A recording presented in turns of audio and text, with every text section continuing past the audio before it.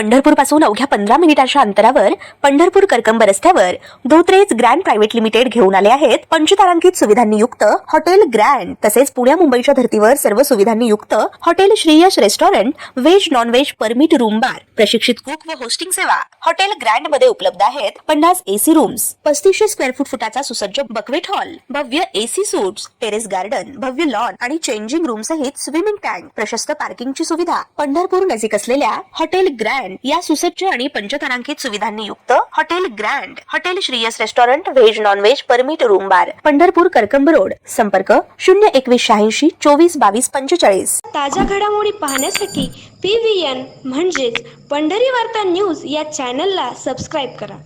Over welding केलं नसल्यामुळं गाड्या येत्यात फाटल्यावरती खाली पडले। आता केव्हा पडले? आता एक लेटेस्ट कशामुळे पडलं असं काय, त्याला बिल्डिंगच नाही तर काय, नुसतं हाय सपोर्ट ठेवलेलं आहे, ते काय ऐकत नाही, व्यवस्थित बिल्डिंग नाही, काय नाही। तसंच येते तर प्रत्येक गाड्याला थट्टी आता कमी कमी 5-6 जण मरत होते याच्या खाली।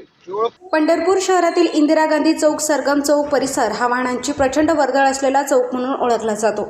या चौकाच्या ठिकाणी असलेल्या रेल्वे अंडरपाससाठी दोन्ही बाजूला विशिष्ट उंचीपेक्षा जास्त उंचीचे वाहन जाऊ नये त्यासाठी लोखंडी भले मोठे संरक्षण पूल उभारण्यात आले आहेत। परंतु पंढरपुरातील इतर तकलात व विकास कामांची सवय आता रेल्वे प्रशासनाला देखील लागली की काय, अशीच धक्कादायक घटना आज सकाळी घडली।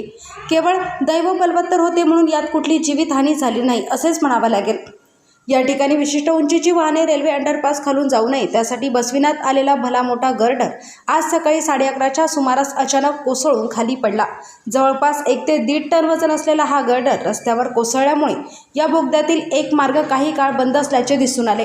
सुदैवाने ही घटना घडली तेव्हा त्या अगोदर खालून कुठले वाहन जात नव्हते अथवा पादचारी जात नव्हते, अन्यथा काय घडले असते याची कल्पनाही करवत नाही, अशी प्रतिक्रिया परिसरातील नागरिकांनी दिली आहे।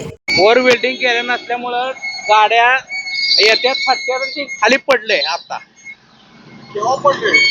आता एक लेटेस्ट कशामुळे पडलं असं काय, त्याला बिल्डिंगच नाही तर काय, नुसतं हाय सपोर्ट ठेवलेलं आहे, त्याला काय बिल्डिंग मारलेलं नाही, काय नाही। आम्ही 2-3 वेळा सांगितलं इंजिनियरला की बाबा बिल्डिंग मारा, तर ते काय ऐकत नाही, व्यवस्थित बिल्डिंग नाही, काय नाही। तसंच येते तर प्रत्येक गाड्याला थट्टी आता कमी कमी 5-6 जण मरत होते याच्या खाली। जवळपास 1 टन वजन आहे। 1 टन। कितीदा आम्ही सूचना दिली ती इंजिनियरला की बाबा असं असं करा याला, की बिल्डिंग मारा त्याला, त्यानं काय लक्ष देत नाही तर मग हाय असं आता गाडी थटली। आता आम्ही ओरडून दुकान सोडून पळून गेलो, ओरडलो इतके जोरात की बाबा तेव्हाच माणसं सावध झाले आणि निघून गेले इथलं माणसं। हे हाय असं मग खाली पडलं रिटर्न।